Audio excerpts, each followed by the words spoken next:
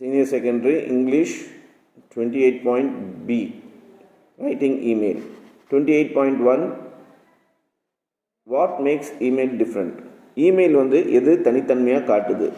Electronic communication is fundamentally different from paper-based communication because of its speed and broadcasting ability.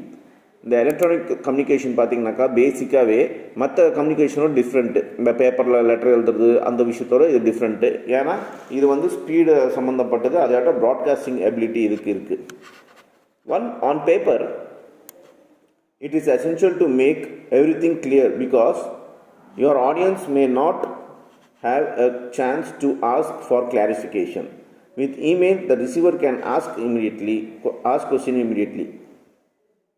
Email thus tends to be loosely structured, like conversation. This has its advantage. You save time and effort.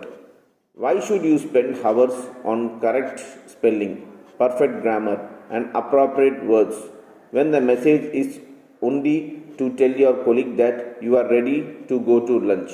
Of course, you must know when you can be careless and when you have a meticulous. So ஒரு பேப்பரில் நீங்கள் எழுதணும், ஒரு letter ஒருத்தவங்களுக்கு எழுதணுன்னாக்கா அது one side communication.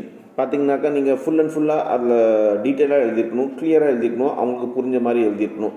அதாட்ட அவங்களோட doubts வந்து டக்குன்னு கேட்க முடியாது. இது பேப்பரில் நம்ம எழுதுகிற விஷயம். இதே இமெயிலில் பார்த்தீங்கன்னாக்கா இப்போ நான் உங்களுக்கு ஒரு மெயில் அனுப்புகிறேன், அந்த மெயில் நீங்கள் ரிசீவ் பண்ணுறீங்கனாக்கா அது உடனே உங்களுக்கு கிடச்சிருது. உங்களுக்கு ஏதாவது டவுட்னாக்கா நீங்கள் உடனே திருப்பி ரிப்ளை பண்ணலாம். ஸோ இந்த மாதிரி ஒரு கம்யூனிகேஷன் ஸ்பீடாக இருக்குது இந்த எலக்ட்ரானிக் கம்யூனிகேஷன் இமெயில்.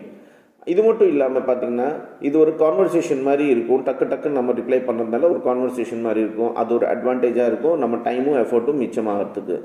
இந்த ஸ்பீடு, இந்த ஸ்பெல்லிங் ஸ்பீடு, அப்புறம் பர்ஃபெக்ட் கிராமர், இந்த அப்ராப்ரியேட் வேர்ட்ஸு, இதெல்லாம் பார்த்தீங்கன்னாக்கா உங்களுக்கு நீங்கள் இப்போ உங்கள் கொலீக், உங்கள் கூட வேலை செய்கிற ஆளுங்க பேர் தான் கொலீக், அவங்களுக்கு அனுப்புகிறீங்க ready to go to lunch இப்படி அனுப்புகிறீங்க அப்படின்னாக்கா இதுக்கு பெருசாலாம் நீங்கள் யோசிக்க வேண்டிய அவசியம் கிடையாது.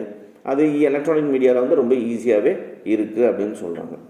ஆனால் நீங்கள் ஒரு விஷயம் ஞாபகம் வச்சுக்கணும், இந்த எலக்ட்ரானிக் மீடியா இந்த இமெயிலில் பார்த்தீங்கன்னாக்கா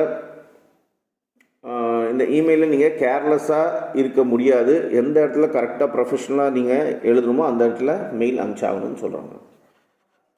Another difference between email and older media is that what the sender sees when composing a message might look like what the reader sees. With email, the software and hardware that you use for composing, sending, storing,